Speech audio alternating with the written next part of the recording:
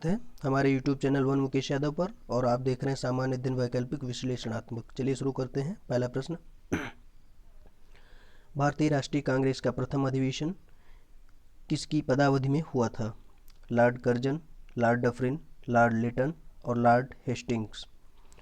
तो भारतीय राष्ट्रीय कांग्रेस का जो प्रथम अधिवेशन हुआ था वह लॉर्ड डफरिन के कार्यकाल में हुआ था और लॉर्ड डफरिन का जो कार्यकाल रहा है वह 1884 से 1888 तक।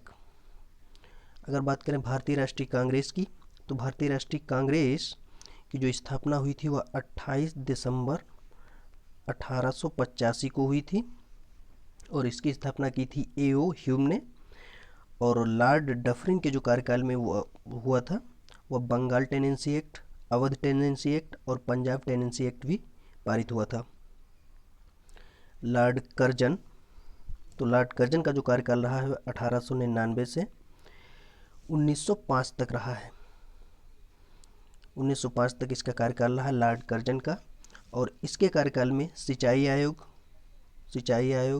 पुलिस आयोग, अकाल आयोग और विश्वविद्यालय आयोग जो थे, इन चार आयोगों की स्थापना इसके कार्यकाल में हुई थी। लॉर्ड लिटन जो है, इसका जो कार्यकाल रहा है वह 1876 से 1880 तक रहा है। और इसने क्या किया था? इसने 1878 में वर्नाक्यूलर प्रेस एक्ट के तहत प्रेस पर प्रतिबंध लगा दिया था और शस्त्र अधिनियम के तहत शस्त्र रखने पर इसने प्रतिबंध लगा दिया था। अब लॉर्ड हेस्टिंग्स का जो कार्यकाल रहा है वह 1774 से 1785 तक रहा है और लॉर्ड हेस्टिंग्स के समय में ही पीट्स इंडिया एक्ट 1784 में आया था। अगला प्रश्न, भारत के स्वतंत्रता संग्राम में इंग्लैंड में इंडिया हाउस की स्थापना किसने की थी? तो Bhikaji Cama, Dadabhai Naoroji, S Bihari Bose, Shyamji Krishna Sharma. India house की जो स्थापना की थी इंग्लैंड में वह की थी श्यामजी कृष्ण शर्मा ने लंदन में। अगर बात करें इसमें नौरोजी की, तो नौरोजी जो थे वह इंग्लैंड में 1892 में, ब्रिटिश में जो था 1892 में लिबरल पार्टी से चुनाव जीतने वाले पहले भारतीय थे। और भीकाजी जो चर्चा में रही हैं, इन्होंने 22 अगस्त को 1907 में जर्मनी के स्टुटगार्ट में इंटरनेशनल कांग्रेस में तिरंगा झंडा फहराया था। अगला प्रश्न, भारतीय संविधान को संविधान सभा ने कब अंगीकार किया? तो संविधान सभा ने जब इसे अंगीकार किया था वह तिथि है 26 नवंबर 1949 को, लेकिन 15 अनुच्छेद इसी दिन प्रवर्तित कर दिए गए, लेकिन यह पूर्ण रूप से 26 जनवरी 1950 को लागू हुआ था और 11 दिसंबर 1946 को डॉक्टर राजेंद्र प्रसाद संविधान सभा के स्थायी अध्यक्ष चुने गए थे। अगला प्रश्न, संविधान में राज्य के नीति निर्देशक तत्व किस देश के संविधान से लिया गया है? तो कनाडा से, अमेरिका से, ब्रिटेन से या आयरलैंड से? तो नीति निर्देशक जो तत्व हैं वह आयरलैंड से लिए गए हैं और संविधान में नीति निर्देशक तत्वों को भाग 4 में 36 से 51 तक रखा गया है। अगर बात करें अमेरिका से, तो अमेरिका से लिए गए हैं मौलिक अधिकार जो भाग 3 में 12 से 35 तक है। यह आर्टिकल नंबर है 12 से 35 और 36 से 51।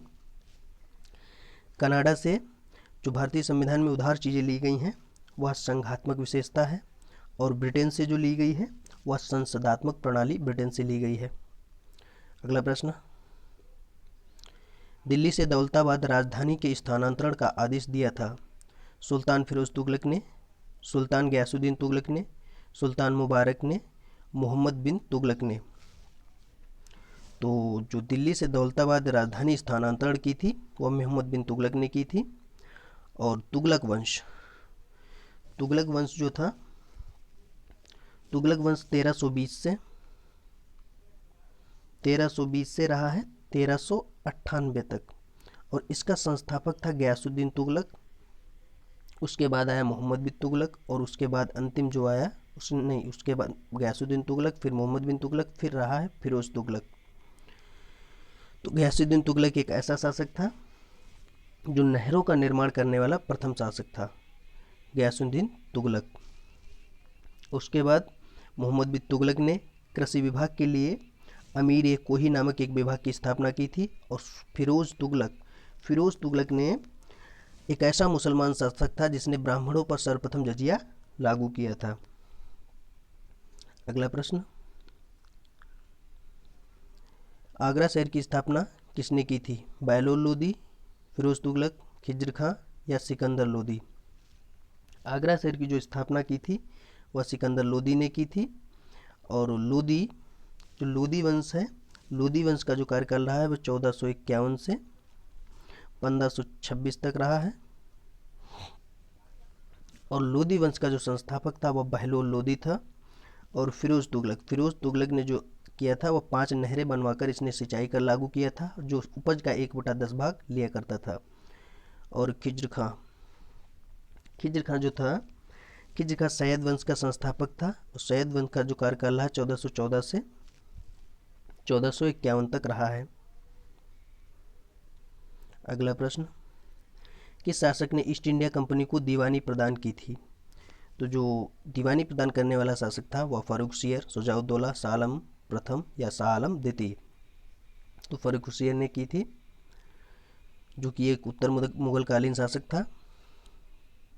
अगला प्रश्न, भारत में साइमन कमीशन के बहिष्कार के मुख्य कारण क्या थे? समय से पूर्व की नियुक्ति, सभी सदस्य अंग्रेज थे, सभापति ब्रिटिश लिबरल पार्टी का सदस्य था, गांधी जी का असहयोग आंदोलन। तो उसका जो सही आंसर होगा वह होगा इसके सभी सदस्य अंग्रेज थे। अगर बात करें साइमन कमीशन की, तो साइमन कमीशन की जो नियुक्ति हुई थी वह 8 नवंबर 1927 को हुई थी, और यह भारत में जब इसका आगमन हुआ तो यह 3 फरवरी 1928 में आया था।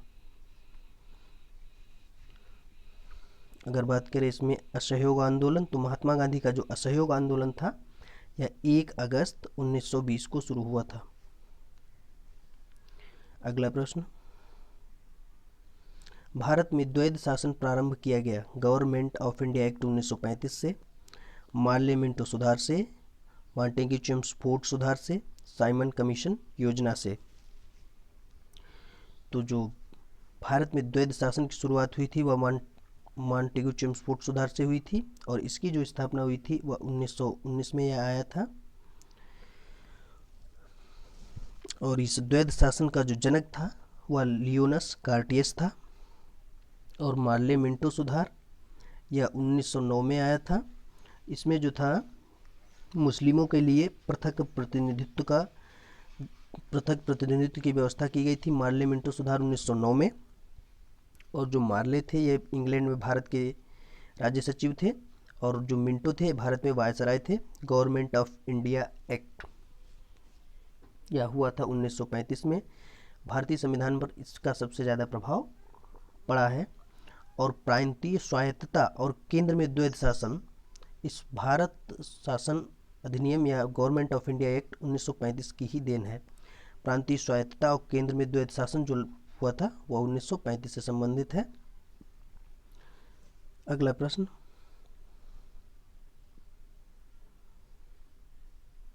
संविधान में मौलिक कर्तव्यों को शामिल किया गया था। तो जो संविधान में मौलिक कर्तव्यों को शामिल किया गया था 40वें संविधान संशोधन, 42वें संविधान संशोधन, 43वें संविधान संशोधन या 44वें संविधान संशोधन? तो इसका जो सही आंसर होगा वो होगा 42वां संविधान संशोधन। यह कब हुआ था? 1976 में। और सरदार स्वर्ण सिंह की समिति की अनुशंसा पर मौलिक कर्तव्यों को 42वें संविधान संशोधन के हिसाब से संविधान में शामिल किया गया था। और मौलिक कर्तव्यों को संविधान के भाग 4 का 51 का में रखा गया है। 44वां संविधान संशोधन यह हुआ था 1978 में। इसके तहत संपत्ति के अधिकार को कानूनी अधिकार बना दिया गया था। अगला प्रश्न और अंतिम प्रश्न, ठक्कर आयोग किस मसले की जांच हेतु बैठाया गया था? तो जो ठक्कर आयोग बैठाया गया था वह इंदिरा गांधी की हत्या से संबंधित था। वीडियो एंड हुआ। अगर वीडियो पसंद आया हो तो वीडियो को लाइक, शेयर और चैनल को सब्सक्राइब जरूर करें।